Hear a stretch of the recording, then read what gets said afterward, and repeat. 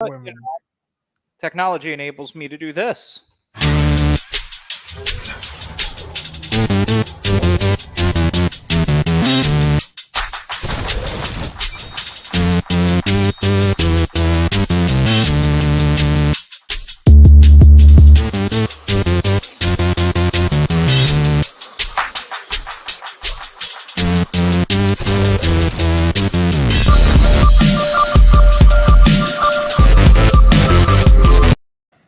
Ladies and gentlemen, Mickeys and Minnies, Donalds and Daisies, welcome to Diz Idiots, the dumbest Disney podcast in all of Disney podcastdom, though not the longest. We're here tonight. We got me, Dozer. We got Bruce over there. Ryan is off trying to figure out how bad Genie Plus really is, and is it how much worse it is than FastPass Plus. And why do we add plus to the end of everything? All that and more. That's all I got. I mean, the plus thing, it is funny. The moment they started with it's Disney Plus, run with it. Well, here's the thing. Have you truly noticed streaming services and theme parks, everything is plus? Video games, everything is infinite or infinity now. It is. It's true. I can't keep them straight. I'm like, oh man, I can't wait for Assassin's Creed Infinity to come out. Oh man, I'm so happy I played BioShock Infinite. Oh no. The first of them, thank you, before it was cool, BioShock, which did use the Infinite. Halo Infinite. Oh my goodness, why do we keep naming all this stuff this? Because we hate ourselves. Because it worked for BioShock. Again, they were the first, and that game was awesome. But see, here's the thing. It worked for BioShock, but it's not how BioShock did it. BioShock, that was the name of a game. Yes. Assassin's Creed and Halo are supposed to be these live updating games that go on for decades. That is true. That is true. There was apparently a multiplayer mode coming to BioShock Infinite. I don't know if it ever came. But BioShock Infinite was a concise, clear story. That game was awesome. Which, if we're talking about games that go on forever and have a somewhat ever-evolving story, I think we got to give that one to WoW. Mm-hmm. I know there are others out there, but I think WoW has to get the trophy. WoW gets the trophy. I'm going to give Bethesda the honorable mention for company. Because, you got Blizzard. But, I mean, Bethesda Rockstar for the support of Skyrim and GTA 5. Just impressive. No. It is not impressive. I will not applaud them for GTA 5. I will give them a big fuck you. And you know why? You know why I'll do this?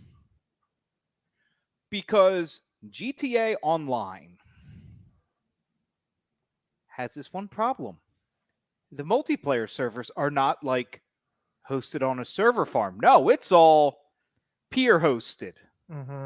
A game that brings in $1 billion a year has peer hosted servers.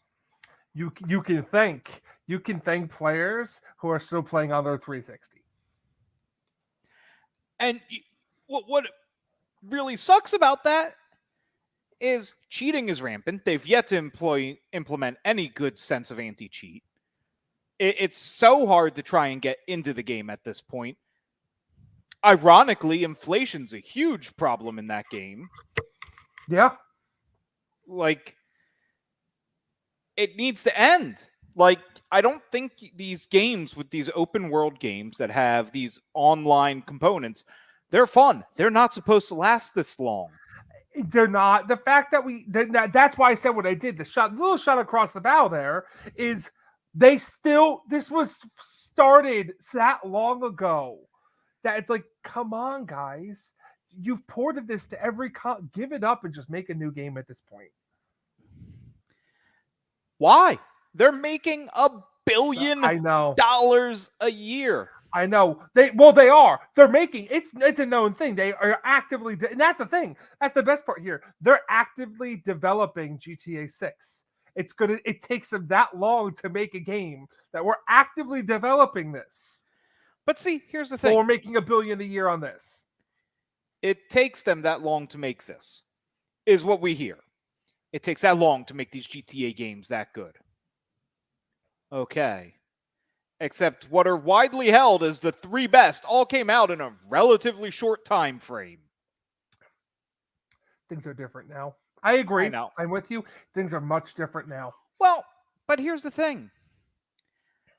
And I would like to see some of the... I get the online component and the multiplayer and that stuff. Cool. But how hard would it have been to throw some single player action our way? I'm a big single player guy. Everyone knows that about me. And that despite what people say, that is still your core demographic. That they're both our demographics, but there's still a reason to have single player gaming, which they've proven over and over again at this point. And here's what I will say, because this is a bit controversial, because a lot of times we end up having single player campaigns come out that are not worth the money. Not worth the money. You know, they come out with this additional DLC, $20 for the DLC, and it's 10 minutes worth of stuff. Oh, yeah. Well, that. Here's the formula. $1 an hour. If it's to take the average gamer 10 hours to complete, that is a $10 DLC. And this equation only works for DLC because the theoretical thing is they've already purchased the core game. And I'm going to go one step further here. But that varies by that. See, I don't think that works as a blanket statement, because certain games that don't work with. You hadn't let me finish. Okay. I also am more than willing. And I think with this statement, game developers need to be more honest, and they need to not shaft reviewers when I say this, and they need to not pay them off. But if you follow that simple thing and don't be shady with your reviews, fine. I will not hold you to that $60 price range. I will be more than happy if you make an excellent game that I will get many hours out of, paying more, because I understand the work that goes into it. And for the work that goes into it, a lot of games are underpriced. It's a stupid thing to say. I hate saying it. I don't like advocating to pay more, but it's true. That's why I'm thinking for the average game, I think $60 is a good price for a lot of these games. Mm-hmm. I know the time and energy involved, but you're selling volume. And I understand what you're saying, and I agree with you about that. But that's something though, where it comes down to certain games that have the season passes, like a Borderlands, like a Fallout. Yeah, exactly. Like Fallout, the DLC for these is massive when they come out with it. You know, it's worth the season pass for $40. But I don't think each section of it. You figure each section $20. Starts when I start reaching to the price that I paid for the full game. Starts feeling a little. As I said, it's a more of a guideline. Yeah. And that $1 an hour figure, it doesn't really apply to games like Fallout, where there's infinite amounts of things to do in them. I'm just simply saying DLC. I'm simply saying DLC, because DLC does have. They're not as. It's a infinite section. Fallout, the last Fallout game had with the Far Off Pier, they had Nuka World, but these were certain, you had to reach certain. Nuka World wouldn't appear on your map until you were level 35. Okay. For people who got the game later, you couldn't access it because it was built too tough, which is fine. But I agree with you. It's just that's the only I think it's a game thing that kind of varies. There's a lot of DLC stuff. I agree with you. Cuphead, perfect example. Just came out with their DLC. I want to say the DLC was $8. Not badly priced. But per hour, you probably should have been 4 or 5. And I think I am more targeting those DLCs, especially but our listener doesn't, that I have took a long break from gaming. And during that time, right before there, when DLCs came out, they were like a hard $20 to $40 each. Like, it was a hard price. It didn't matter how little you got. Yeah. Nope. Agree. It was. To an extent, it is to a certain extent still. That's something I go back to the ones that have a season pass or for the DLC, and they tend to be okay. You want to buy the game, it's $60. You want to buy it with the premium package that comes with the season pass, it's usually $80 to $90, adding another $30. And there's a little bit of a discount built in there. That's what I'm saying. Usually for the season pass, it's about $35, $40. Yeah. And now I'm just sitting here thinking. And there is, I've heard the story of how AC Infinity is going to be a 10-year game. But what it more or less ends up with is the core game is a hub world. Yeah. And then there are jumping off points with different characters and different stories. And from the sounds of it, those different stories will be an added cost. Probably, that would make sense. Which I think is where we're going to run into the issue, as if they haven't had enough issues with Halo Infinite. Because we're going to get that first story single-player drop. And the way they've marketed everything as a 10-year game, I think people saw that as 10 years, I don't need to buy. And I think that first DLC is going to come out and they're going to go, $20, little man, put that shit in my hand. Mm-hmm. And people are going to flip out because they don't understand that this is why we tolerated the season pass on this as a way to fund that. Yes. The games, I have a problem with games that make you want to go back and basically only play us and only us, keep coming back every day, or just keep coming back in general. I have a problem with that. I have a problem of a game like Halo Infinite, where you have a divided fan base and this creates a problem. I get no perks in the multiplayer except a couple of things that a lot of people have because I paid for the game. Mm-hmm. And then there's a lot of free-to-play people in there. And I don't think there should be a game where it's split between free-to-play and people who paid for the game. I agree. Or, you know what? If you paid for the game or you're on Game Pass, congratulations. You get some store items for free just by basic leveling up old school style. And some of the other ones you get 50% off. Cool. That's fair. You want to play free to play? Cool. You're paying. Yeah. Or you get the season pass because you paid for the game. Just something for the people who paid for the damn game. Because I love Halo Infinite. It's not a $60 single player game. It's one of my favorite games. I've beaten it 3 times. Yeah. We're working on it. I know. You're just waiting for the full co-op to go live, and I'll carry you through it. It's okay. You don't have to carry me through it. I mean, but I'm waiting for the whole co-op to go live. I'm working on a squad. So the funny thing is, before I finished Infinite, I went through and I replayed all the Halo games.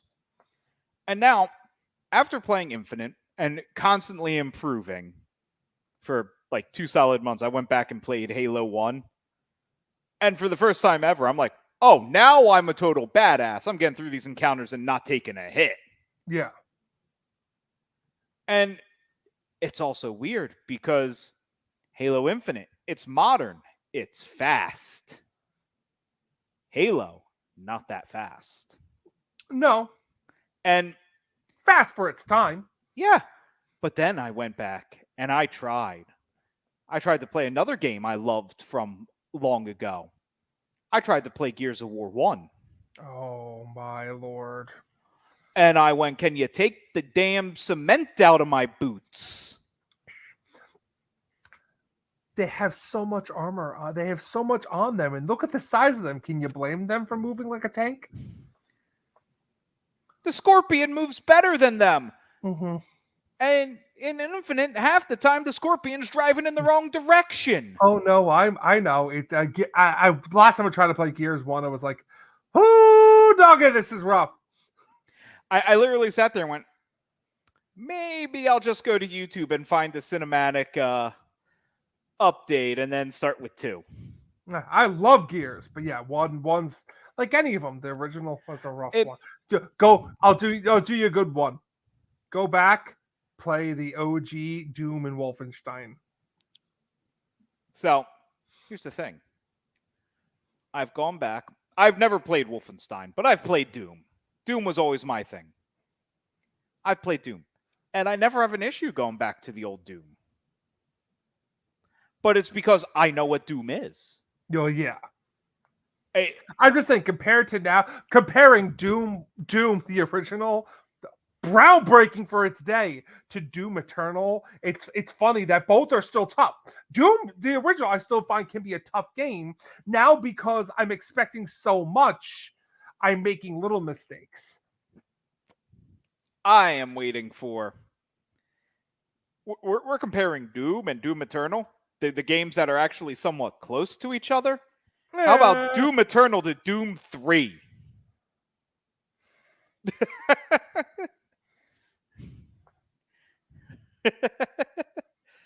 That steaming pile of garbage. And I like Doom 3. I still do.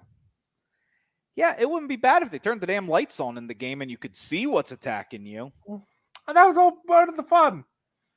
No, it wasn't, because they spent all this time rendering out these awesome creatures that you can't see because it's just dark. You could just make 2 red eyes and not waste computing power on it. By Doom and 3, you mean Quake? Oops. Was I not supposed to say that? Are we getting canceled now? No. We just won't be invited to QuakeCon. Gosh darn it.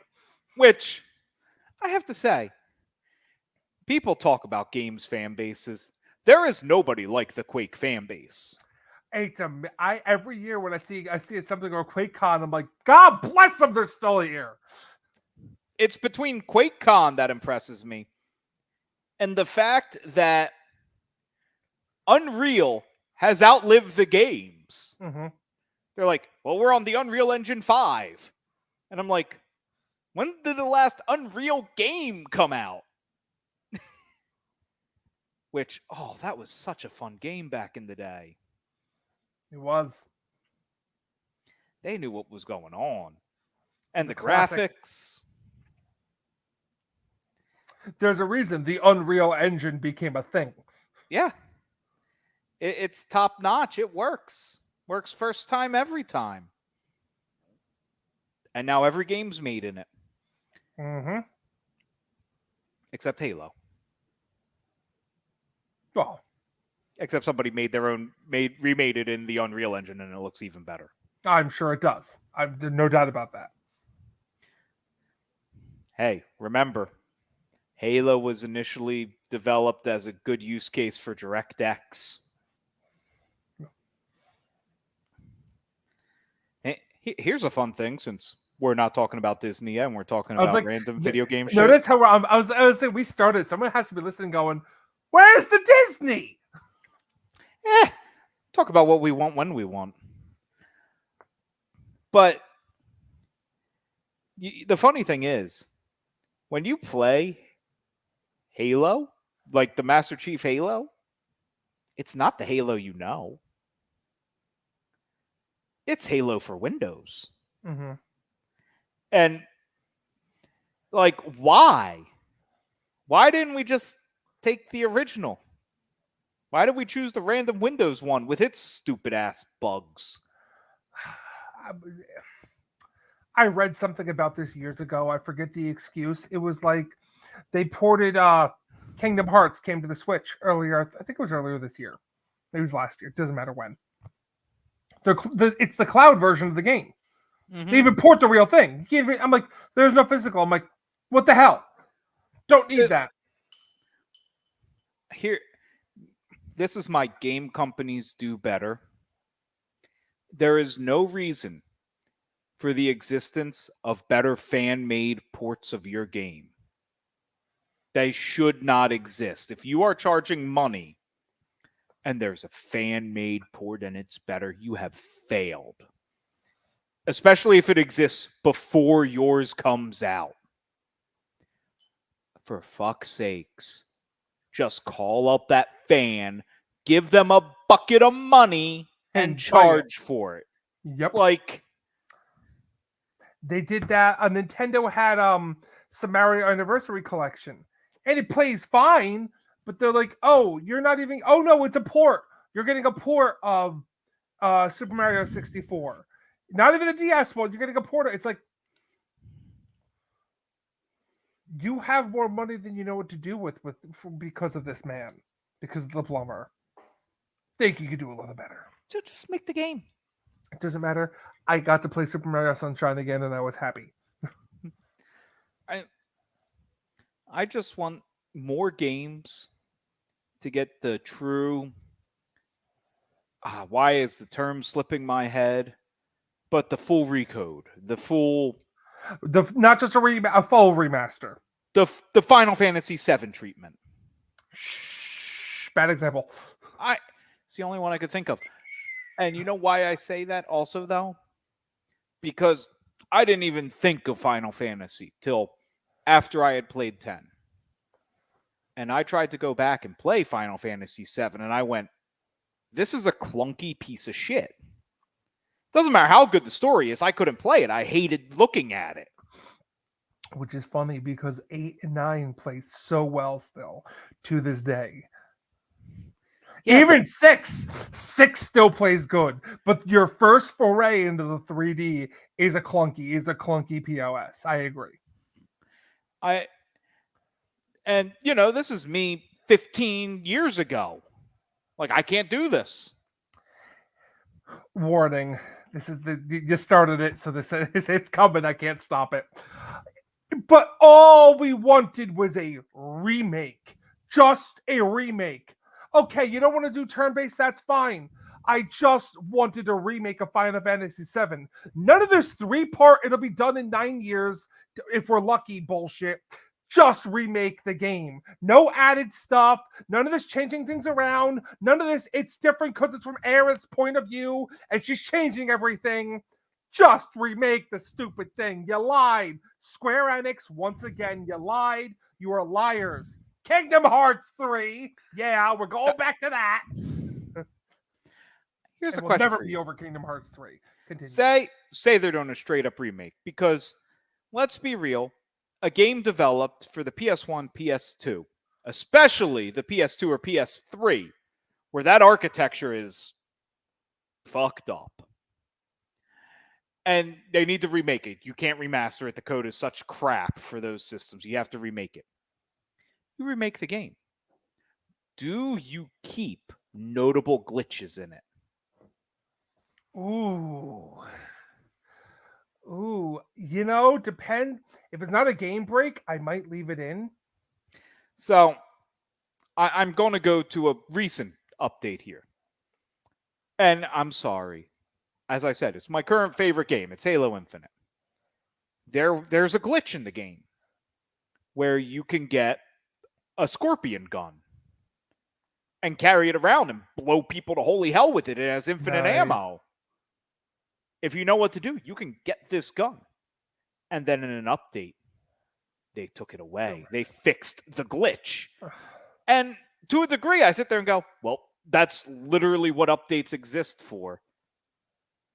But this was a fun glitch. This wasn't a game-breaking glitch. It's not like there's stakes in using the glitch. And if you're having a competition or anything like that, you could say, you can't use it. Glitches should be fixed if it's something fun. Okay, it's still a glitch. Unless that glitch is causing another thing that you don't know about, then change it. Fine, it has to be what it has to be. But glitches should be really for game breaks, game fixes. That's what you really want to fix first and foremost. Elden Ring did that, and that honestly pissed me off. They were changing things left and right because it messed with the integrity of their game. And I'm like, your game hasn't been integrated. What? Okay, so a handful of people were able to beat a boss easier, and that's not okay with you. Get out of here. Oh, I hate that. FromSoft, you bunch of jags. Here's where I'll get you, and this annoys me.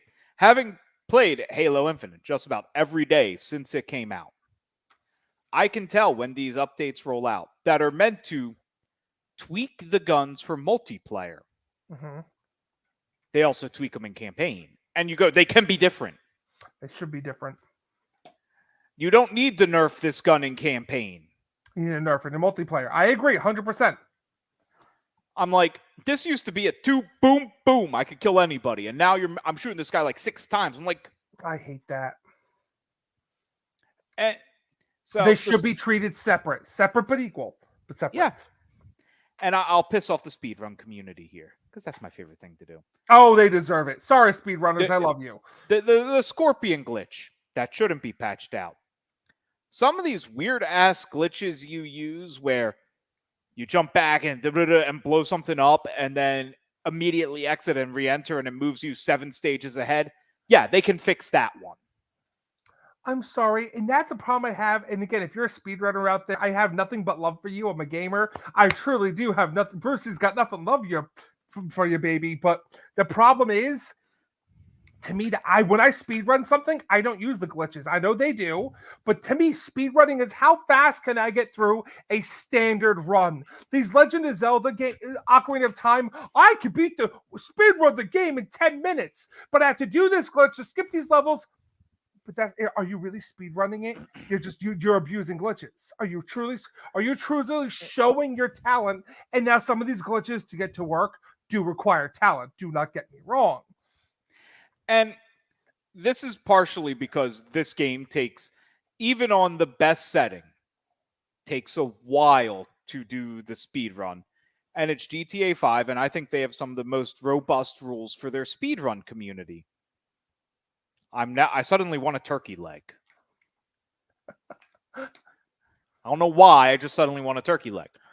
And there are things like where you can't use glitches to skip missions or whatever. Yeah. But if there's a glitch that you won't become wanted, that's fine. Like they have rules of their glitches that. Yeah. And I've certainly used glitches to my advantage before. Don't get me wrong. But they also take the time and they go, okay, this category, this is any percent, no glitch, no taxi. Because that's one of the big things. No fast travel. You can't taxi. You have to drive everywhere. That changes the game. That does change the game 100%. Taxiing everywhere changes the game. And then you get up to the 100% category, which boggles my mind that this is a speedrun category. It also boggles my mind that this thing that would take me 100+ hours to do, if not more, is under 16 hours. It's incredible. That's why speedrunning deserves to exist. It's incredible. Excuse me. The skill and the feat some of these guys have. It also cracks me up, everybody that thinks speedrunners are the best at the game. No. Like, you take that speedrunner and put them in a multiplayer situation, they don't know what to do half the time because they know how to do this route quickly. Yes, they're accurate. Yes, the guy I watched for GTA 5, he could probably get a headshot on everyone as quick as he can. But he also cannot enter an open server online because there are people that are tracking him, that the second he enters, everyone swarms him and kills him. Because it's all peer-to-peer hosting and he can't designate a server half the time and their anti-cheat sucks. Sorry. I don't know why I'm on this tangent tonight, but I really don't care. I'm with you. I'm with it. You know why? Sorry, folks. I'll be honest. Slow Disney News Day. Actually, I want to touch on something here because it's a slow news day in Disney stuff. Not So Scary started. There's rumors that who knows. But Inside the Magic, I see things from Inside the Magic. I've lost faith in them. I see all sorts of stories that are not just clickbait, but a woman couldn't fit on something at Cedar Point, and she was made a big scene about it. As I said, I've given up on Inside the Magic. Half of my clickbait headlines I send you are just Inside the Magic bullshit. It really is. I'm reading this going, one, this isn't news. Two, as somebody who's trouble fitting on attractions, shoo. I won't go back. They don't want you. They don't need your money. Shoo. Just a lot of what they put up. I'm like, that's how you know it's a slow news day here. There's not much to talk on. I will say this. I've seen very little on merchandise and treats from Mickey's Not So Scary, which is surprising. I usually get good Disney DFB. Where are you? DFB, if there's something wrong, let us know. We love you. But yeah, Disney Food Blog has been very quiet, which has been odd. So I've mainly switched getting my Disney news to, I now pick every Monday. I drop Bella off at school, and then I put on the Disney Dish podcast. That's a good podcast because they have a couple segments in there that really intrigue me and get my analytical mind going. And one of them is they read you the survey questions that are being asked currently. Oh, I may have to start doing that. That's nice. And the accuracy of these questions. Like, that's where there was a survey question about how was your experience on the Disney website and My Disney Experience? And they're asking these questions that are like throwing a dart and hitting the bullseye on all the current issues with it. Well, they know. That's the thing here. We make fun of it, but they know Disney surveys always do the survey here, folks. You really should, because any theme park, Disney, Six Flags, Universal, Cedar Fair, any of them, surveys, they're asking you for a reason. And one of the big things that has been coming up is Disney asks these more or less broad survey questions. Universals, they're ruthless. Oh, Universal shows no mercy. You indicated that you went to Disney before you came here. How was Genie Plus? As someone who is, I say this is going to take me away from it. I get a lot of surveys throughout the year from Universal. I don't always qualify for them, but not obviously. Certain ones, I'm looking for the horror night stuff. But they really are. They no holds barred. They don't care. They just give us the honest opinion. And that's how you can usually tell what both Disney and Universal are up to, because, well, I want to know about such and such a thing. Well, that's great, because when they started giving surveys about a water park, everybody knew right away, oh, Universal's building a water park. Stop that. Here is the thing I learned from reading these surveys. And it needs to be stated, if you're not familiar with the Disney Dish podcast, the hosts of this podcast are Len Testa, who is the author of The Unofficial Guide for Disney and the owner of touringplans.com, and Jim Hill, who is the Disney guy. So, you have the analytical knowledge and all the other knowledge of Disney.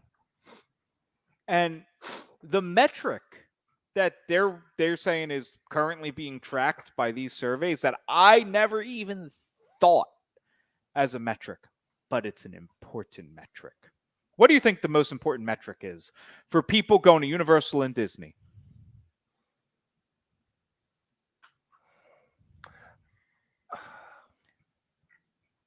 What? Which one do you go to first? I was going to say it's either the time spent or the order. I'm like, it's one of the two, and I don't know which one. And here's what I'll say. And I'm sorry, Epic Universe does not give me the warm fuzzies of this being fixed. Ha! Ha ha! Ha ha! When it opens in 2098. Disney Dish is all sitting there going, it's being built incredibly fast. I'm going by my guys. You're going by your guys. It will be. I'm joking around because of the delays it's had. It is being built very fast. Yes, it is being built very fast. Fast is not good, but there is no plan. They're changing it. Everything has had a theater going into that monsters section. Every single plan. It's changed. They're building a ride there now.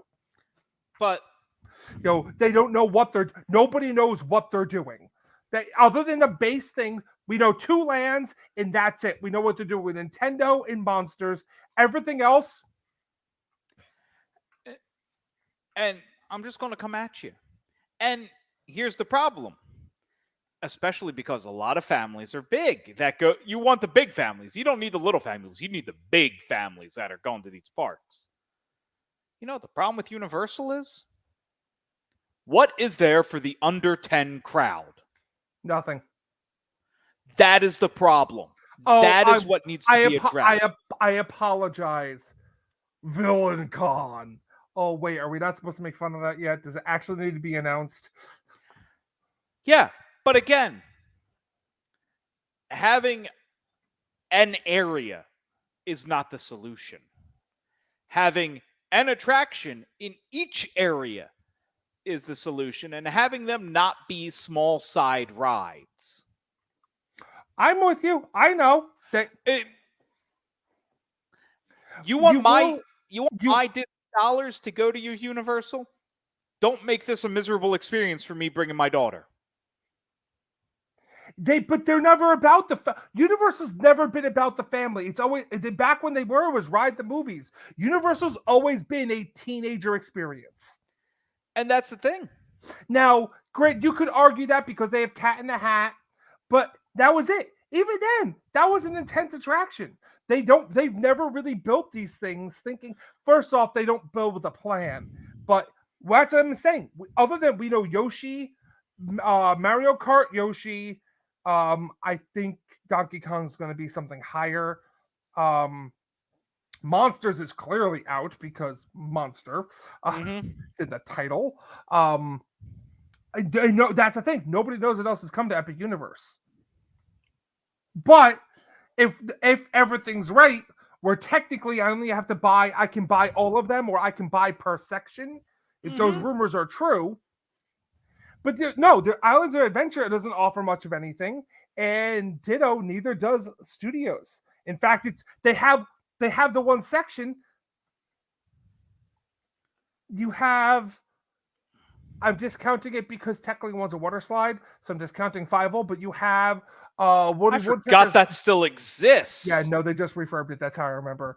You have the Fievel water slide, Woody Woodpecker's Nut House coaster in the kids zone, and Curious George Goes to Town, which is a fun splash area in Jungle Gym, and the Ball Factory is there. It's fun, it's cool, but I'm going to say this, and I feel uniquely qualified to ask this question. Are kids still watching Fievel? I have a 4-year-old, and I literally don't even know where I could watch Fievel. I saw it on some streaming service the other day. So it's got to be Peacock. It's got to be the cock. It probably was. I saw it someplace. No.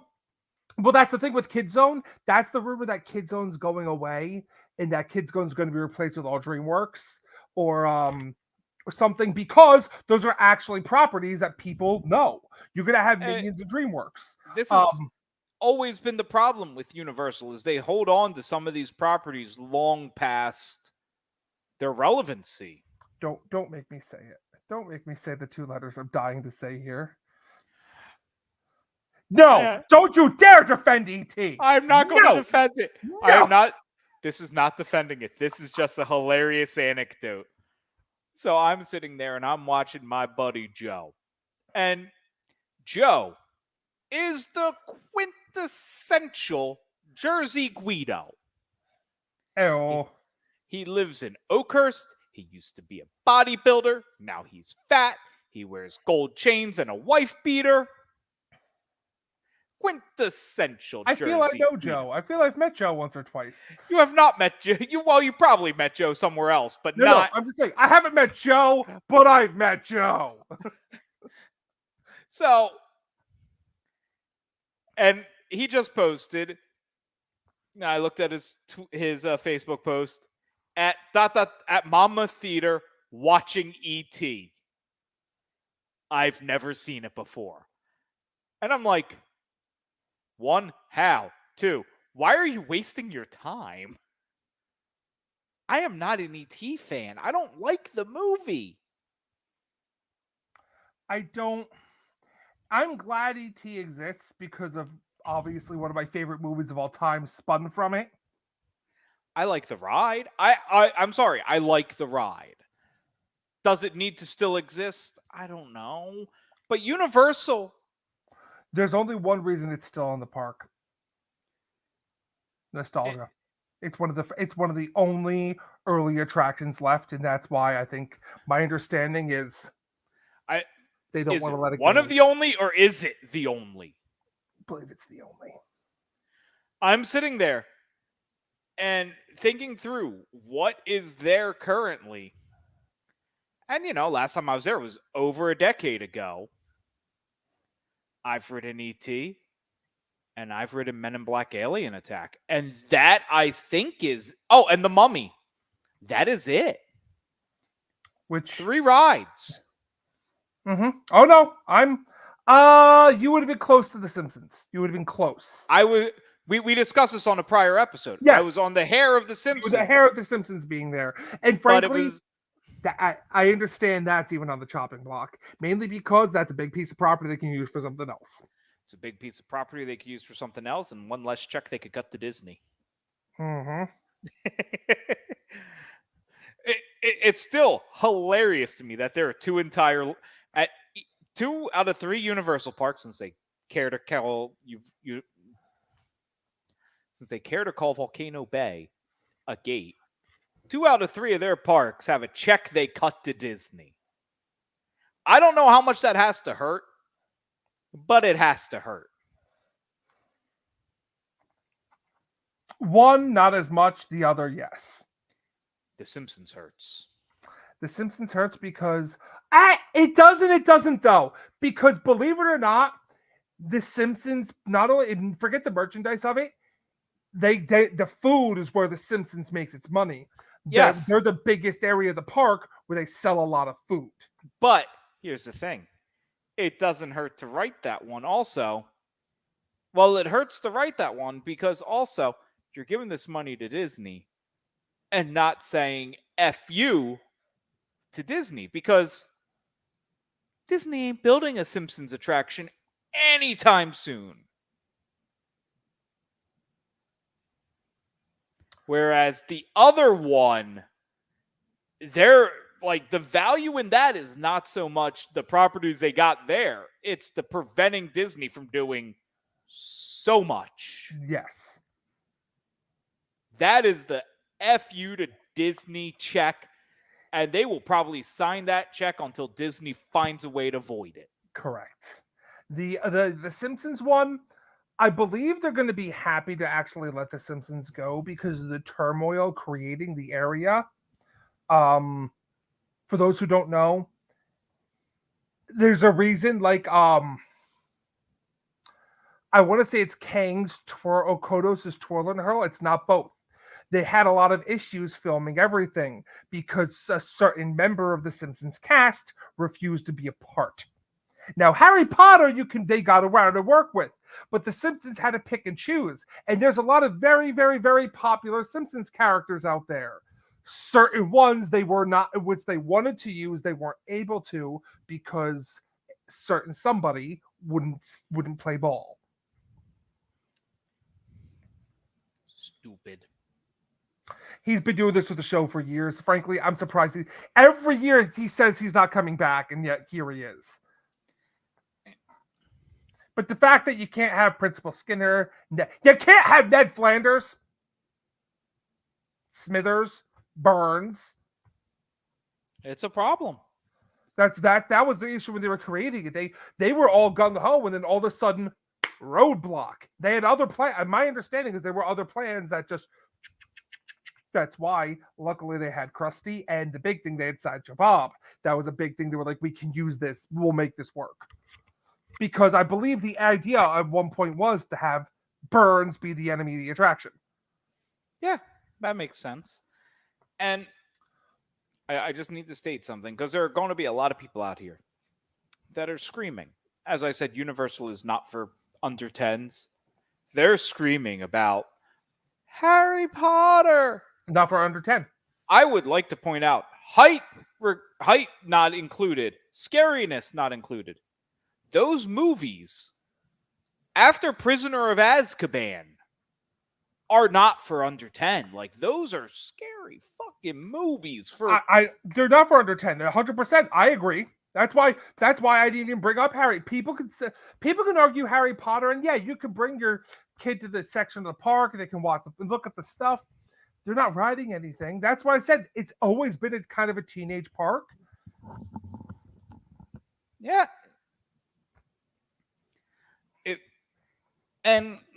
Before it was a teenage park, but at least the properties were more generalized, that you could do more around them with. Don't make me say it.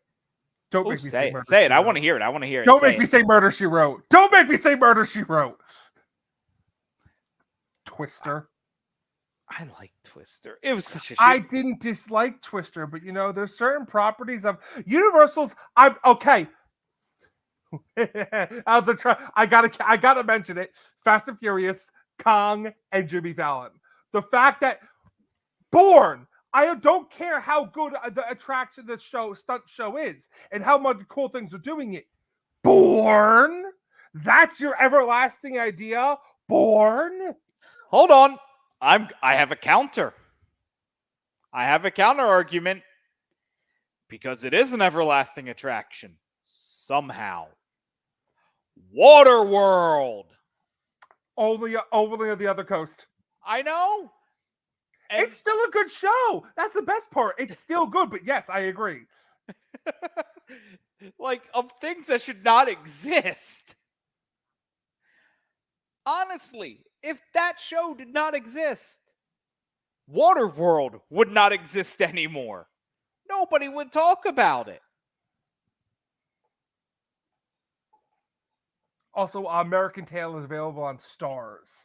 I had to look that up. Oh, good. The streaming, the third tier of premium cable companies, who I'm sure nobody has the streaming service for. There are no cats in America. But no, I agree. No, I agree with you. It's amazing that some of the that's why I don't know why Chapek is so absurd. And my feelings on it. I'm not commenting anything other than Eisner and Walt knew how to pick a lasting property. Chapek clearly doesn't. What remains to be seen out of Pandora, but that's why I have a big thing with this IP stuff. Also, Splash Mountain boats are now sinking again. I don't know how old that article I just saw was. I'm like, again? Jeez, they really want this thing to go. So here's an interesting thing from the Disney Dish podcast. They were talking about, there's murmurings again of yet another Figment improvement, which really is anything A removal's probably an improvement. And if you ever want a hint of the lack of popularity of the Figment attraction, it has the same capacity as Frozen. What? It might be slightly more. I never thought of that, but oh my gosh, you're right. Now that I'm thinking, I'm like, that can't be. I'm like, no, you're right. It's Figment's about 1,000 an hour, and Frozen is, or no, Figment's about 1,200 an hour, and Frozen's 1,000 an hour. But Figment is never running all vehicles. never. It's never running everything. It's never running at 1,000. It can't. They could at one point, but right now. So that is just a sign of how poor this attraction does, that it has the same capacity as one of the rides that perpetually has a 60-minute line. But the Disney Dish podcast brought up a very good point. No, it's not coming. You can stop dreaming about this for the time being. Because once these improvements are done, investment in Epcot is done for a while. We're moving parks. There's not another billion. They just got over $1 billion. You know, that's the good question is what's other than the fact that we all, again, what could be next? Every park's gotten something recently. All 4 parks have gotten something. If only there was another, oh, wait. Well, they hinted at, but did not really speculate on a 5th gate. We know it's coming. It's just so far off. The next major refurbishments are coming to Animal. And they also hinted at, wonder what Disco Groot looks like. There were already survey questions detailing ride elements not working. There's survey questions about it not working. 3 months into running. Disco Groot and Disco Rocket are coming, ladies and gentlemen. Interesting. It's funny. You think they would have learned to build an access port? No. Though they did speculate more on the rumors of Rock and Roller Coaster getting a retheme. And haven't we been talking about this for at least 15 years now? Oh, we absolutely have. And for the longest time, I was sitting there and I was going, Bon Jovi is the only answer. And I stopped myself and I thought. And no, there's another answer. You went Shot Through the Heart? No, I want to Dance. Okay. You're going to have the Rock and Roller Coaster starring Fall Out Boy. It works. It's modern / nostalgic enough that it works. It fits like that same spot that Aerosmith fit. And yes, now you all feel old. Because they really are like the same age. Relatively speaking, it hits that same spot. And they've done a shit ton for Disney. Stuff you don't even know. You know, the more I thought, I was thinking about that the other week after we talked. Do we even need an overall band theme? Can't we just have we're some random band and then play random select tracks? We absolutely could. But where's the synergy in that? Dollar. Chapek. I say this because it's hilarious to me to say it. Synergy was the Eisner dirty word. Certainly was. It was the Eisner dirty word. And yet somehow it was worse with Iger and dear God with Chapek. And Jim Hill brought up a very good point. What is different with the company now than then? All things told, and why are we getting this weird vision and these half-cocked ideas? What? Got a clue? Back then, up until right after the Eisner era, if you were a Disney executive, you were a Disney executive for life. Mm-hmm. That's true. And now a Disney executive is a stepping off point. And you no longer have lifers except stags in the company. And lifers are what make it for the fans. And I need to stop because my ADHD brain has taken over for a second. We're going to pivot like this, like a good Circle Vision theater. And to Bob Chapek for your unfavorable mix of guests.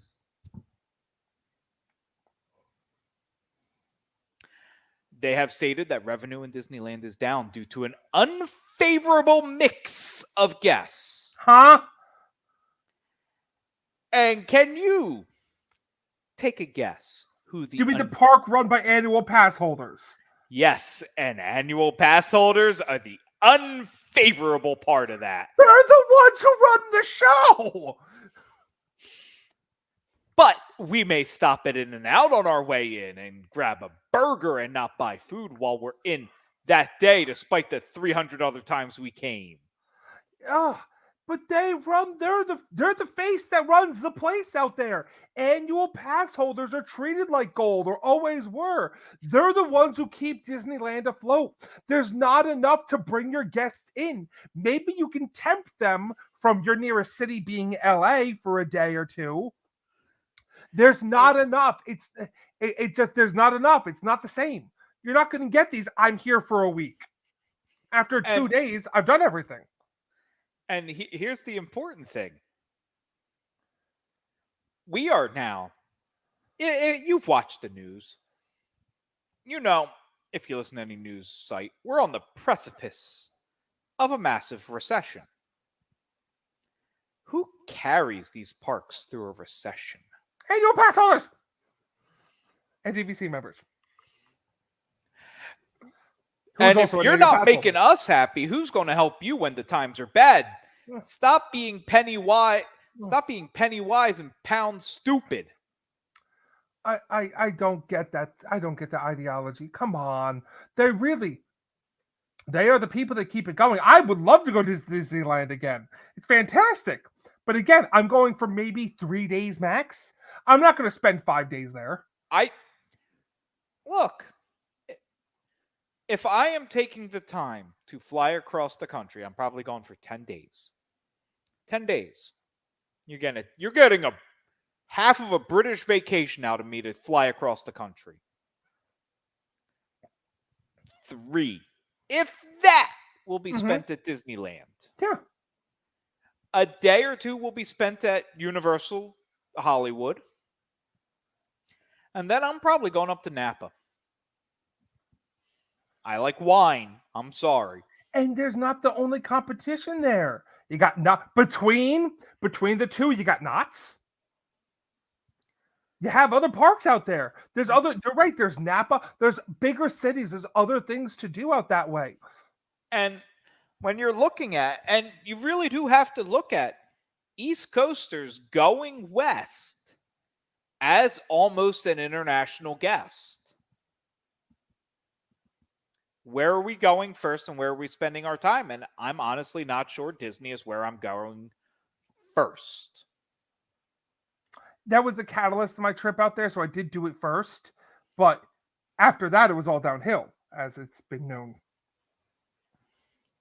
And honestly, I may still hit up Vegas for a day or two. And there's nothing I want to do in Vegas. 4 hours and 5 minutes, by the way. I was just looking it up right now. I'm pretty sure it's 4 hours and 5 minutes to drive to Vegas. It's a boring drive. I've done it.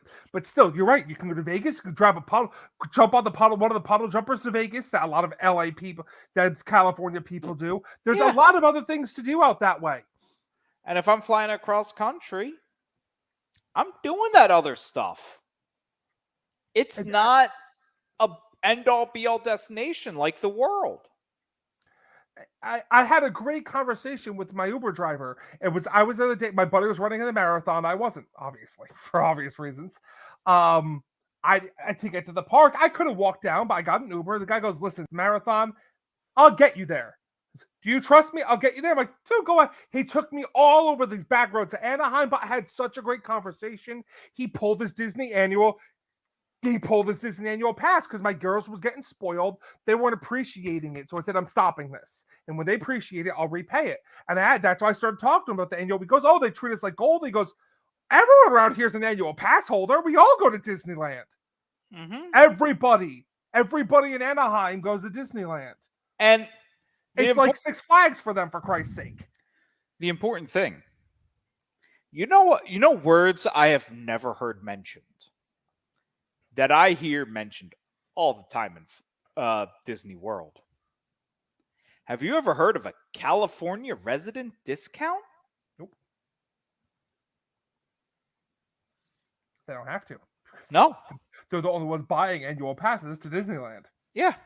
The only way I have an annual pass to Disneyland is if I decide to buy the next tier up of my annual pass where I get both. Oh, wait, I can't do that anymore. I was going to say, are you talking a passport that doesn't exist? Hey, even for Disney World, currently, if I don't renew in December, I don't have an annual pass anymore. I know. I think it's terrible. But yeah, they don't offer Florida's resident discounts, which... California, they offer Florida still. I'm sorry, they offer Florida, California. They offer California. I'm talking about one state, and I'm even picturing myself sitting in California as I say this. They don't offer California discounts, which I think is fine. They offer them in Florida, but even then, if they stopped, I think you're going to lose some of your residents. Some of them would just go, "Okay, I got to pay what I got to pay." But because a lot of these come with blackout dates and such, these people don't. Again, California, they don't care as much. They don't have to care. It's never been a problem. They run the place. In Florida, they don't want to go when it's busy. No. Essentially, they're paying a Florida resident price because when it's really busy, we're telling you we don't want you to come. And Florida residents are going, "Yeah, we don't want to come either." Feelings mutual there, Diz. Yeah.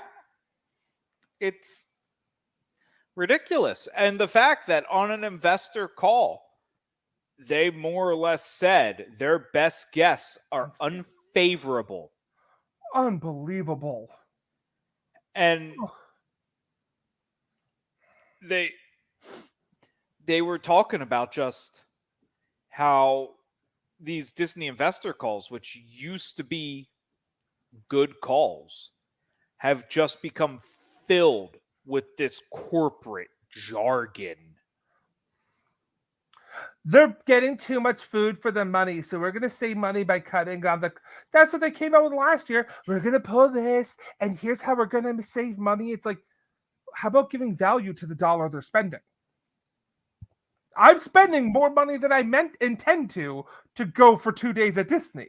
I did not intend to spend this money, but I'm splurging. I'm going to have fun doing it. But everyone on this podcast is begging, "Bruce, what are you going?" Because I want you to talk about Rise of the Resistance and stop complaining about it. Not happening. I am just going to ask this simple question. Okay. We're going to give them less food for their money. That's fine. And I know this is a slight logistical issue, but ever thought of just offering sizes to the combos? Perish the thought. Because yes, I agree, and I am a fat fuck, that some of Disney's food, especially on the meal plan, is too much. I have sat there, and I did not lament when they removed dessert from the meal plan for quick serves, because I never wanted that carrot cake anyway. Part of it is because it's not like they were offering some amazing... Say for Casey's, because of cotton candy. Say for Casey's. Say for Casey's, the desserts were generally the same, and who wants that? Oh, I could have a carrot cake or a brownie. Can I have a cookie that I could carry around? No. Oh, okay. Oh, guess I'll get the carrot cake. That's what I mean. Say for Casey's, which is cotton candy, which you can eat in line, eat whenever you want, and reseal it. Say for that. Most of I agree with you. It much And you know what? If you really want to, since you already have different tiers of the meal plan, yes, you get the cheap meal plan. Congratulations, you get a small everywhere. Guess what? It's still going to be enough food for most people in the world. You get them. You get the standard meal plan. You get the medium, or you could choose a small if you want it, but you could get the medium. And God forbid, if you have a deluxe and you're at a quick serve, what are you doing wrong with your life? But I understand the sizing would be tough. The real thing that a lot of times the sizing comes down to is a container for fries and for a drink. And at Disney, it's mostly about a drink. I have no problem being a standard size, but yeah, eliminate the dessert. People, you can always purchase it if you want it. It's always an option there. I can't think of a good way to. And I think this is also a problem with the meal plan. Snack is too broad of a category. The problem I have with the snack credits, certain things are a good value for your snack credit. Certain things are just like. And then because you know that there are good values and bad values, you end up not using them on the bad values, even though at the end of your trip you sit there and go, well, I have 37 snack credits left. See, that's never been a problem for me. I've never had extra snack credits. Shocking. You've been to Disney with me. I don't snack. People sit there and go, what snacks do you recommend? I will get a Dole Whip. That will probably be my only snack in Disney, except maybe occasionally munching on some popcorn. I gotta tell you, pretzel and a Coke, or pretzel and a Powerade, my go-to. It gives you a little sugar rush. You got a little with the bread and everything. It keeps you going, and it's something you can easily walk with. I'm a big fan of the snacks I can walk with: Dole Whip, pretzel, what have you. So, the pork shank used to be the best bang for your buck down there. It absolutely did. But that's why it's also gone. But you mentioned a Powerade, and because when you're in Disney, you need your electrolytes. You need that replenishment because you have just sweated out 10 buckets of water. Which, by the way, if you don't go with a bottle of water, you're a moron. Bring an empty bottle of water, please. But we have recently discovered, and this came from a recommendation from our good friends Noreen and CJ, Nuun tablets. Nuun. They are little tablets filled with electrolytes and all that good stuff. What to talk about? You plop them in your water. Boom! You have everything. No real calories. I think it's 5 calories a tablet. It's nothing. You have all that. You're hydrated. You're retaining your hydration. You're good. And as a bonus, because I've tested this on multiple occasions, have one of these after a night of hard drinking. You're fine in the morning. Now that is, I'm just going to write that down. N-U-U-N. Okay. Yes. I'm going to write that down real quick. I would say if you're drinking around the world, maybe pop one in America and then pop one when you're done.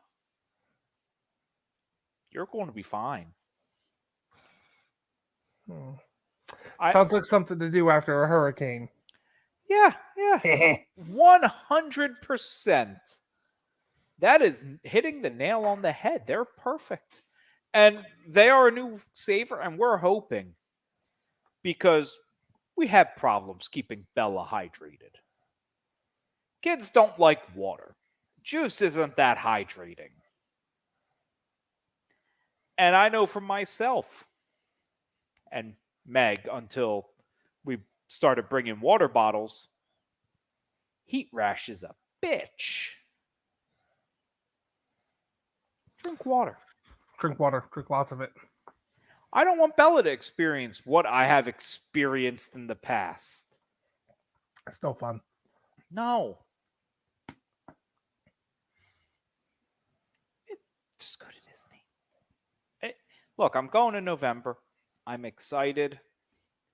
But we were talking about planning this trip, and we're talking about what we're going to do. And there are days where Meg's like, well, everyone else will go off to dot, dot, dot, dot.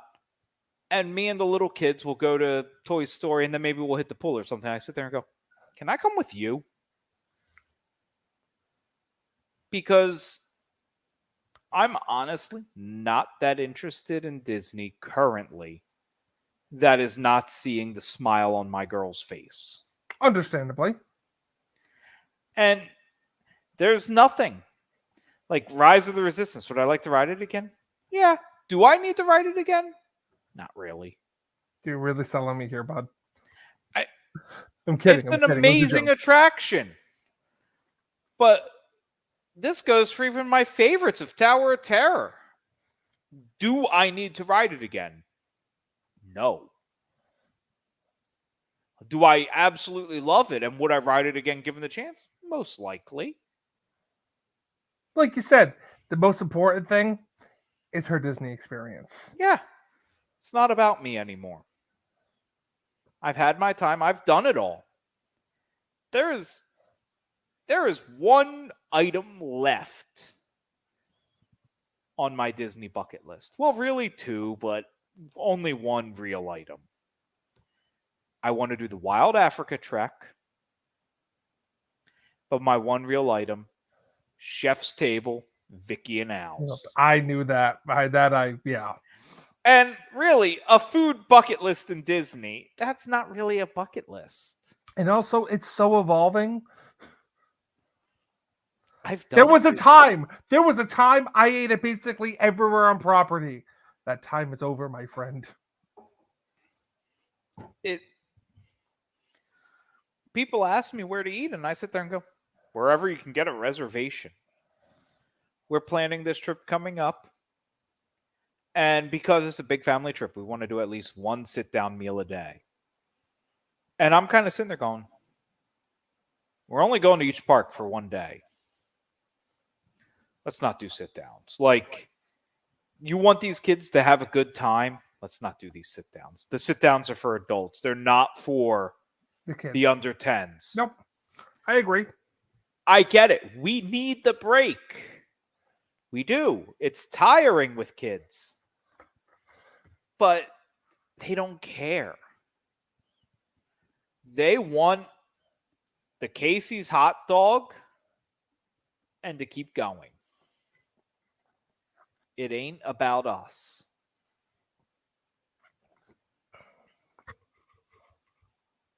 Hell, I haven't made a single dining reservation. I don't plan to. Bruce, you want to eat at Beer Garden. You're fine. I'm just saying in general. I haven't. I thought about it because I'm going to meet up with some friends who are going to be working. It's like, when I get down there, I'll find some place to eat. I'll be okay. I will live.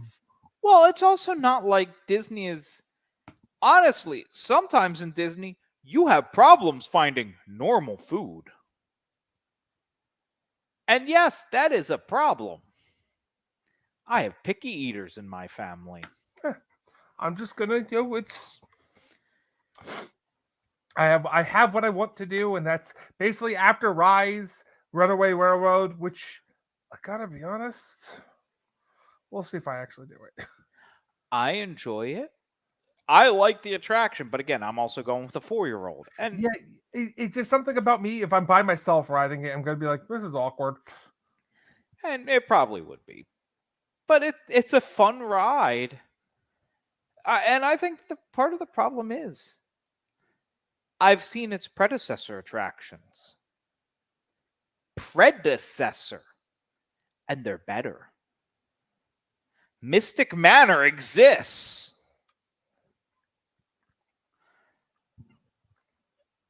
There may be improvements on this one, but it's not Mystic Manor. No. Well, we'll see. I'm sure I will. If it's one of those, it depends on the length, but I'm sure I'll get it done. Well, hey, plus I think it's down. It's down from a paid lightning lane to just a. It is lightning lane. So hey, you got that. But I'm looking at. I got the big 2 I want to go on. Both the 2 plus Splash, and well, as much as I say I'm going to do those. I only have a few things I want to do. I'm thinking just in case I might want to pay a visit to my country bears just in case. I think that is a very wise thought. I thought I don't know why I came to the head of that. I was like, something tells me I better ride that. I better see my bears one more time just in case. Somebody on the Disney Dish sent an email going, what about in England putting in a Mr. Toad's Wild Ride clones type thing? And Jim Hill said something very important. Well, then you better get to buying Mr. Toad merchandise. You want a Mr. Toad's? Buy his shit. Mm-hmm. Buying the shit will get you stuff. And I saw that. I listened to that one. Oh, yeah, that's true. Then I disagreed with that. Because you know who doesn't have an attraction? Scrooge. Mm-hmm. You know who is a surprisingly popular character? Scrooge. Scrooge. Well, first off, Mr. Toad merchandise. What? What Mr. Toad merchandise? An art of Disney? No thanks. Hey, that's my store. I love it. I'm simply saying that it's not like there's a ton of Mr. Toad merchandise out there. He's gone. It's over. We got to move on. And I don't want the attraction back. I am firmly in the camp of Walt. Keep looking forward. We already know what's going into England. Like it or lump it. It ain't happening. I hope not. Can't take photos of her. I hope not. That brings me back to my favorite PhotoPass quirk that I never fully understood. So PhotoPass photographers, before the pandemic, because now they can't take photos of half the people because Kodak or Fujifilm, whoever is sponsoring it today. I believe Fuji. You couldn't take photos of Mary Poppins for copyright issues. Fine, cool, whatever. You know the other character you couldn't take photos of? Who? Turk. What? That's what I've always said, because it's in the terms and conditions. Turk. Huh? I never understood that one. What? Wait, with two caveats on that. One, I never understood why Turk. Turk's only, I guess, maybe something with the costume or... And two, I've never seen Turk. Only at Animal and haven't seen him in years. But it's always been in the terms and conditions. They can't do it. Mary Poppins, I get. She's too magical. There's a story you could do to say why they can't do it. I know.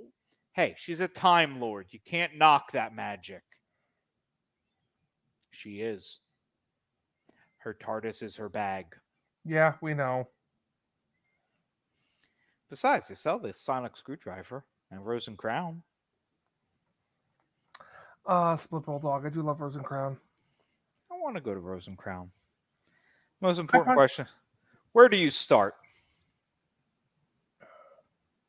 Where do you start your around the world? I usually start in Mexico. As should everybody. I usually start at the tequila bar. I tend to avoid drinking in Norway.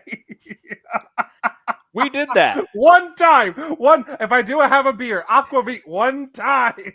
You were with me. I remember this. Yes, I know. That's how I'm like, it was us. It was one time. But we knew drinking a beer at that early in the game was a mistake because we were legit going around the world. Yeah, that was I always get tripped up in Italy because we always eat lunch in Italy. And I get the picture of sangria in Italy. See, the last time I had lunch at Epcot, it was Spice Road Table, and that was a mistake. I did not care for that. Yeah, I can understand that. I wish that my normal Disney-going people were a little bit more adventurous in their eating. Because I would like to eat in Morocco. Oh, Marrakesh is fantastic. I've Yeah. had some fantastic meals at Marrakesh. I was just really I was expecting a lot. I had high expectations. I'm like, oh, I'm gonna have lunch here. It's gonna be great. And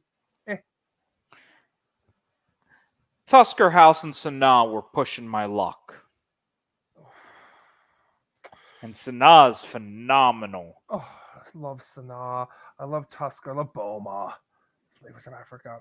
Good buffet. Screw Boma. Chico. Well, yeah. Chico's also fantastic, but Oh, I could go for some Chico. And you know what? Last I checked, Chico's operating on a modified schedule. It's weekends only. boo. Not happy about that, but at least it's running. Yeah, I just love Chico and Boma. I just love being there. I love the atmosphere of those restaurants. I truly just love it. I just think that I just love sitting there while I'm eating. I think it's fantastic. Yeah. And we were trying to explain as we're planning our trip, which, hi, Eric, if you're listening. You're the only one who listens. Hi, Eric. Well, from this trip. And as we're planning it, they want to have a sit-down meal every night. Fine.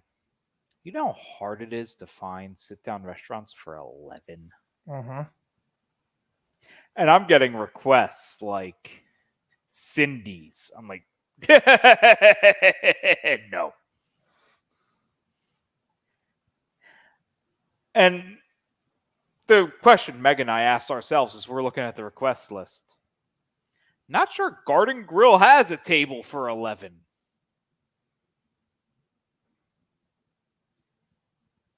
They might. The last time we were there, they weren't using the inner ring at all. Oh, Just the outer ring. Oh, okay. The outer ring is all booths. Yeah. If they're using the inner ring, there's a chance. Good restaurant, though. Great restaurant. Oh, best food in Epcot. Oh, great restaurant. And that's saying a lot. There's a lot of food in Epcot. Oh, yeah. Oh, yeah. My favorite restaurants in Epcot are restaurants nobody eats at except those who know. Garden Grill. Monsieur Paul's. Let's go say, okay, so Garden Grill, Monsieur Paul, who else? Oh, the other one everyone eats at. Via Napoli. I haven't been to Via Napoli in a minute. If you need a good soggy crust Italian pizza, that's where you go. Which, by the way, Via Napoli, another minute in the oven. Thank you very much. You make good pizza, but just a little longer. Yeah, it's the little things for me. Like obviously at Hollywood, I gotta get me one of my ice cream cookie sandwiches, peanut butter and jelly milkshake, the real deal. I don't care. It just doesn't taste the same when I make them. Just not the same. Well, it's like, and I know some of this has changed. For a while, you could get a turkey leg in every park. It was never the same as a Frontierland. No, Toluca's not bad, but that's about it. Like you want a turkey leg, you get it in Frontier. in every land but Frontierland. And it hasn't been the same since you switched to whatever Heinz BS you give me instead of Bullseye. Yep.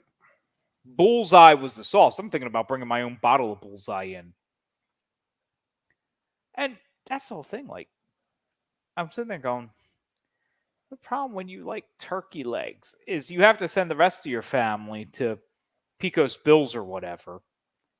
And you're ready an hour before they are, and you can't get a table.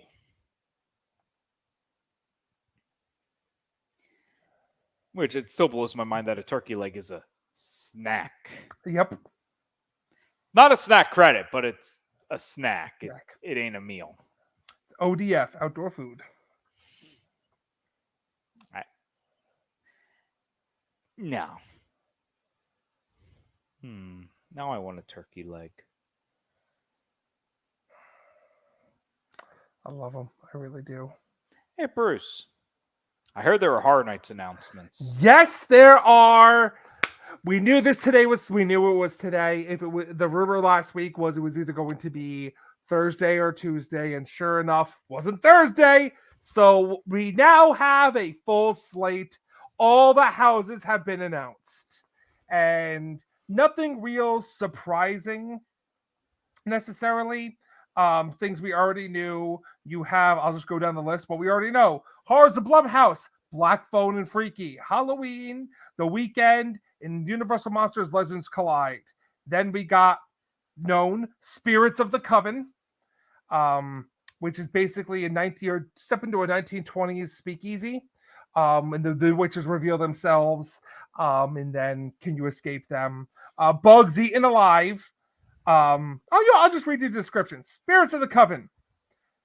A coven of beautiful flapper witches will lure you into their 1920s speakeasy, reveal their haggish true form, and turn your scream squad into a witch's brew. They'll be cackling, you'll be screaming. Bugs Eaten Alive. While touring in 1950s Home of the Future, you'll be surrounded by the slime of bugs everywhere as hordes of many-legged terrors descend upon you and your Scream Squad. You'll be dropping like flies. Scream Squad's what they're considering your group. The whole Never Go Alone moniker. Mm-hmm. Fiesta de Chupacabras. Visit a Latin American village where the legend of the creature Chupacabra is celebrated with a colorful fiesta, and the streets are lined with the crimson blood of tourists like you and your amigos. We'll come back to that one. Dead Man's Pier, Winter's Wake. In a New England fishing village, undead fishermen emerge from the waves to seek their revenge. You and your Scream Squad may have escaped their hooks in the scare zone. Now they'll reel you in and drag you under. This is what they're referring to is Dead Man's Pier was a scare zone a couple years ago. I think we're going back to 2018 or 2019. And then Descendants of Destruction. Careful to not leave any of your Scream Squad behind as you descend to the subway tunnels of a deserted New York. Lurking in the dark are hungry mutants looking to feast on the last remnants of humanity.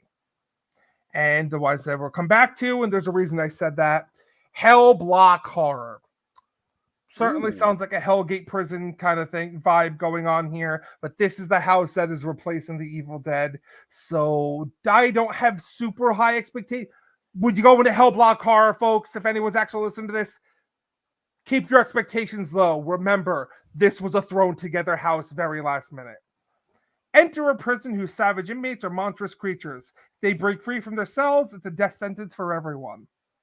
Again, I'm expecting it's a Hellgate prison theme. We just don't know that yet. I figured they'd say Hellgate, but that's beside the point. So there's our full slate. I think it looks pretty good. I'm excited. I have always been a big fan of the originals. And while we're on that, we also have 5 scare zones. Horrors of Halloween, Scarecrow Cursed Soil. Scarecrow is the same logo, the Scarecrow part, from the 2017 house. So it looks like a house is a sequel scare zone here. Sweet Revenge, Graveyard Deadly Unrest, and Conjure the Dark. And that brings us to... we have an icon. The overall Halloween theme, Horrors of Halloween, is good. The scare zone once you enter the park. And if any of you remember last year for the 30th, we had Wicked Growth Realm of the Pumpkin. The Pumpkin Lord has returned, quickly going from appearing in a house to icon of an event. Ooh. Now, because he so far he's appeared on some merchandise. He's appeared on merchandise so far. If he follows into, I believe it depends on marketing. If he's on any type of marketing, he is officially an icon, and that means the Pumpkin Lord can be used in any and all anniversary years. Bum, bum, bum.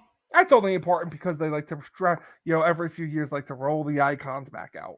But Pumpkin Lord sounds like they've wanted to use him for a while.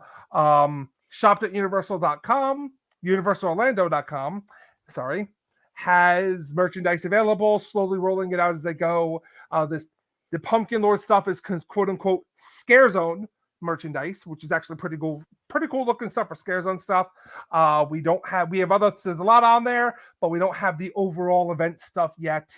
So we'll see when the house shirt actually comes out. I'm very excited. We are weeks away. September 2nd is right around the corner, and that's go time. So we are here. It's happening. No stopping this train. Halloween Horror Nights 31's coming at you. Again, I feel very stupid for the not realizing the every day is Halloween kind of thing. There's also 2 shows. Nightmare Fuel returns and some. It's not Marathon of Mayhem. It's, let me get the name for you here.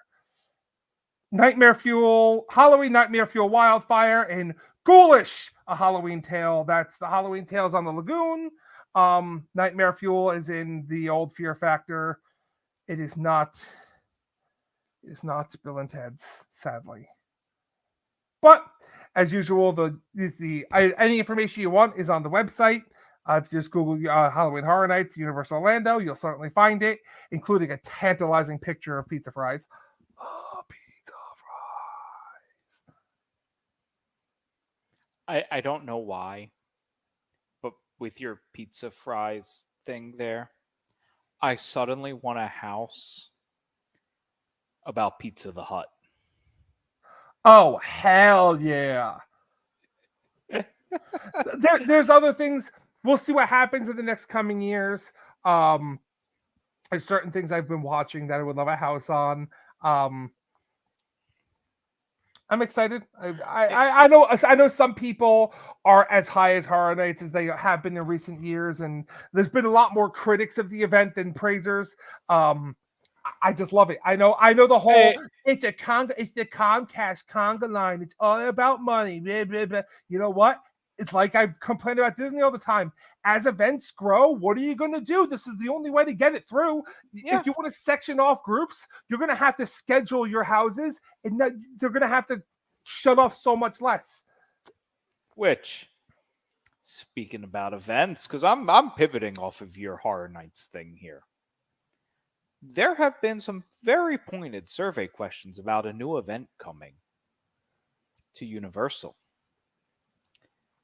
They are hinting at, and hinting is a very loose word, they're basically telling you what's coming. Expect another music festival to come to Universal in the next couple years. And they're looking at partnering with another brand. They even asked, which of these musical themed brands would you think would best partner with Universal? Then they basically told you there is going to be an event with Opry Entertainment.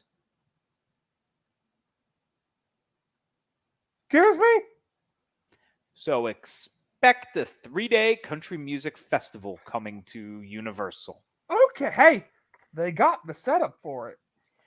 And what is the one music style that Disney's festivals don't really touch? Country. Oh yeah, country.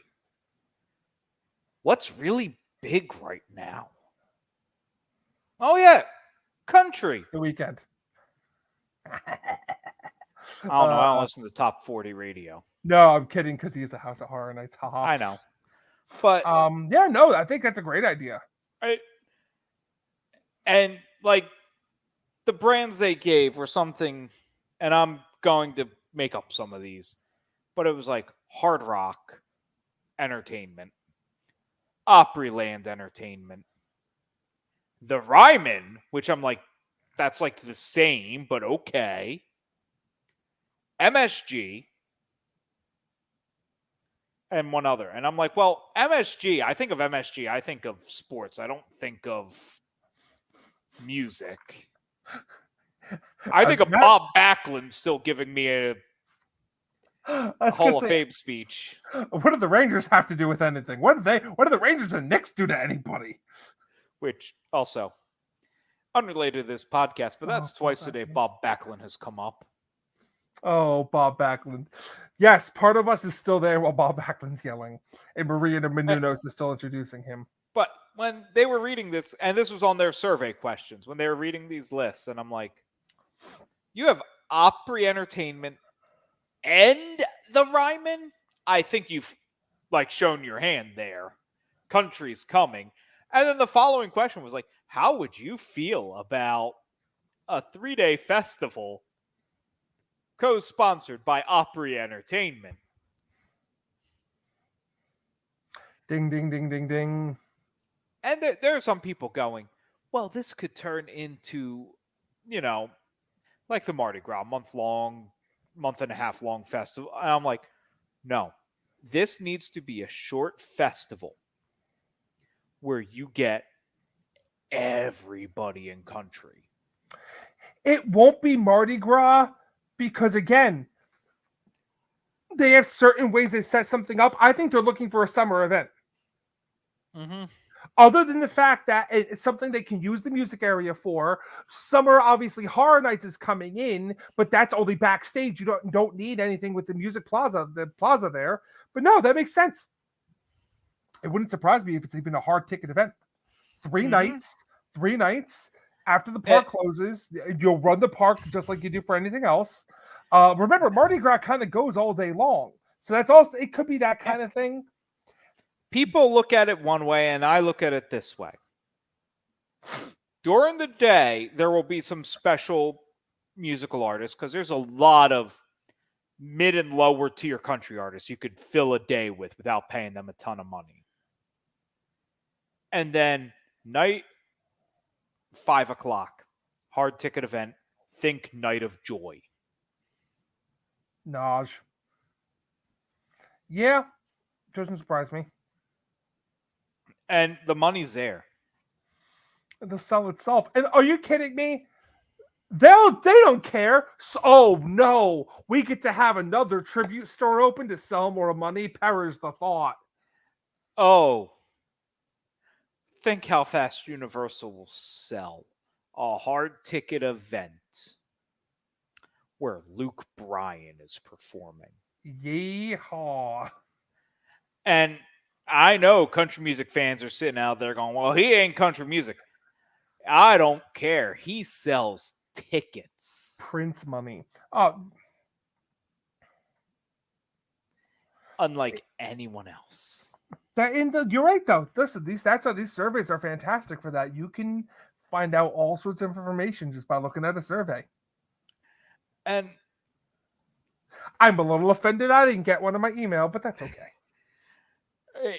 These universal these surveys are phenomenal. And it's the reason to pop open the Disney Dish podcast Monday morning and listen to the first half hour. Listen to the last 15 minutes or so if you want Jim Hill diving deep into a ride. Yes, I do. Actually, I do want that. The entire history of the Norway Pavilion. It's insane. Oh, that's fantastic. Oh, yeah, I'm here for that. Did you know it didn't start as a Norway Pavilion? No, I did not. It started as an all-Scandinavian pavilion. Oh, interesting. They even formed their own company, and then 2 or 3 days before it was supposed to break ground, they pulled. So then they went and found which country would sponsor it themselves. And then at the very last moment, ride's almost done. It's December, ride's opening in May. They go, well, we need this, this, and this. They had this whole great troll-themed attraction built, and they're like, well, we need to show modern Norway. And just think of that sudden pivot at the end of that oil rig. Mm-hmm. And figure out where Marty Sklar fitted in. Oh, Marty. And it's awesome because Jim Hill's he drops where he got his information. This information came straight from Marty Sklar. I'm like, that is the truth. You could have people telling me the truth about Disney, and you could name drop Imagineers left and right. You could tell me Joe Rohde told me this was the truth. And I go, okay. But then if you had Marty Sklar collaborate it, that's it. There's nobody I believe more than Marty. Marty also was not known to pull punches. Yeah. The fact that I have favorite Imagineers.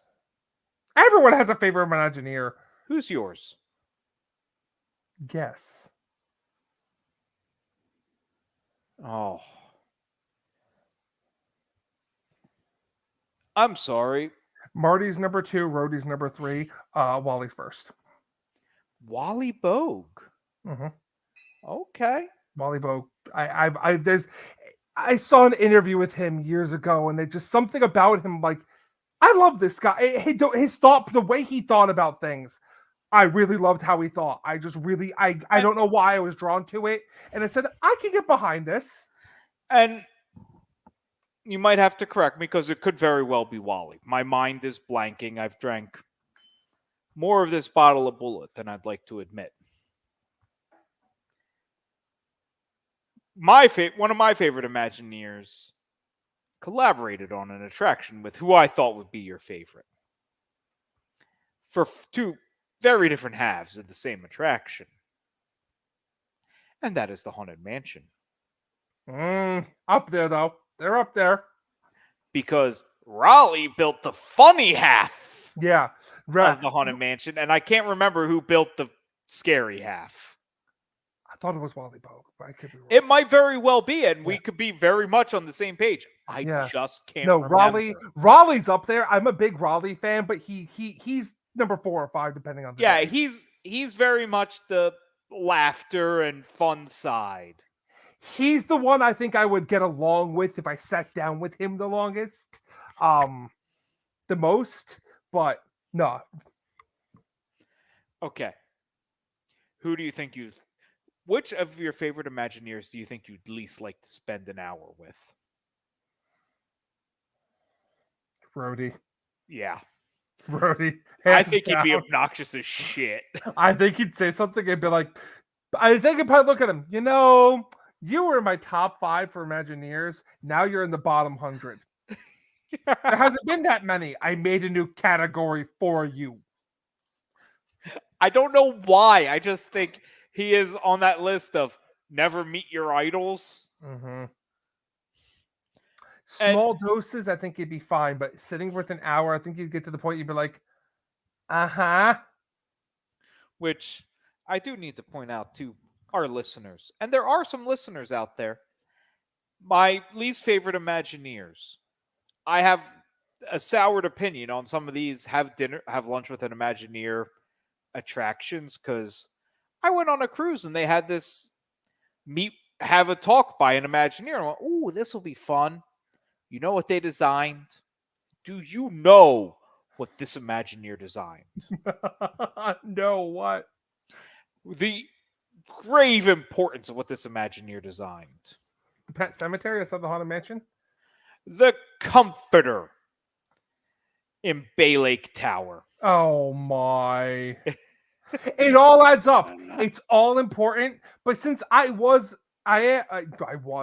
am. I have friends as someone who was the Imagineer who helped build the Millennium Falcon. There comes a point, again, one of my favorite Imagineers, short-lived, but one of my favorites. It's one of those things so that you sit there and go, great, you're going to have this, listen to an Imagineer speak on a cruise. Cool. Obviously, you're not going to put somebody high-ranking on there. Yeah. I get that. You can still have somebody that had a participation in an attraction.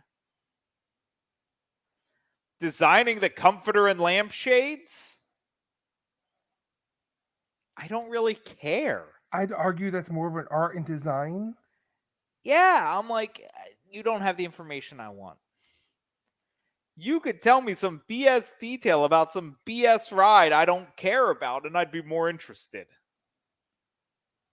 I agree. And I sit there, and every time I see that overpriced have a meal with an Imagineer, I sit there and go, I'm getting stuck with Comforter Girl again. Comforter.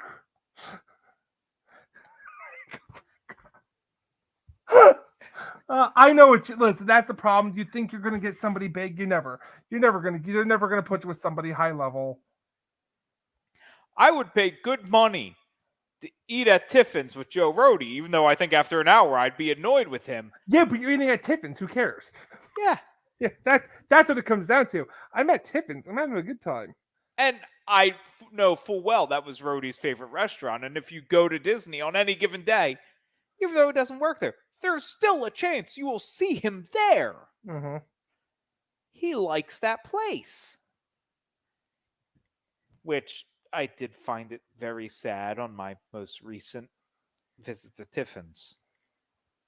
And it may have to do with his recent leaving. You no longer get a Joe Rohde sketch. Really? Yeah. You always got a Rohde sketch when you ate there. Maybe it could be because of the leaving. But he's still, like, that's still his park. It's still everything. Rhodey's hand is everywhere. When some counts his face. Rhodey is as close to the modern, like, magical Imagineer as we've had. And yes, I know Marty's was around for most of Rhodey's time too, but Marty's still like original generation. Rhodey's like third generation. Yeah, people forget I have to remind people, Marty was there for the Space Mountain presentation. Mm-hmm. The disaster. If you know, you know. The disaster that was the Space Mountain presentation. And if you ever want a good listen, pop onto the Funkland podcast.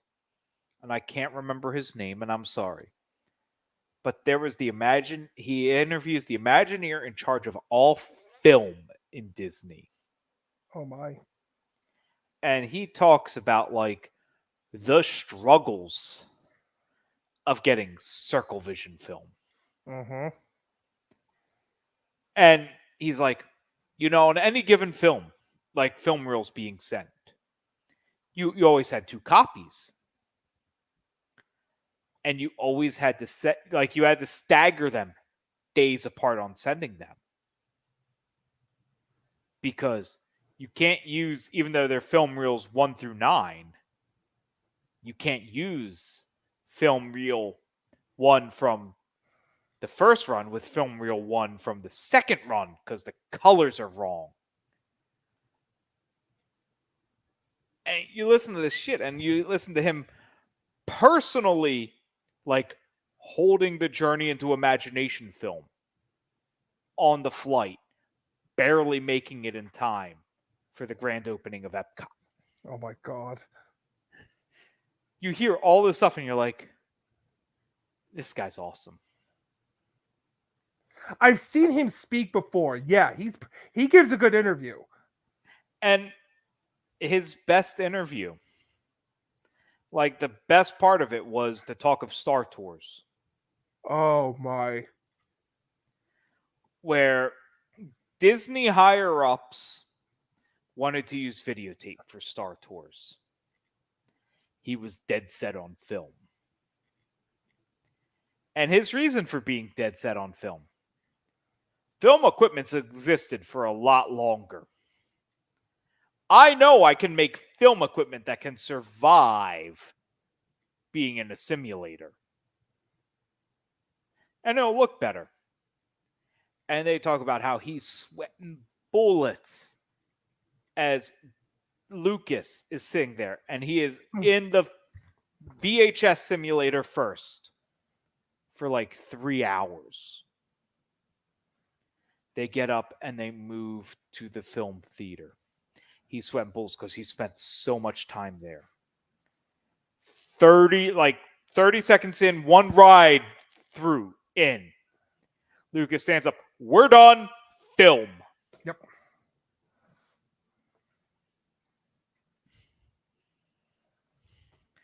It's an amazing thing to listen to. It's an interview you wouldn't think you'd want to hear.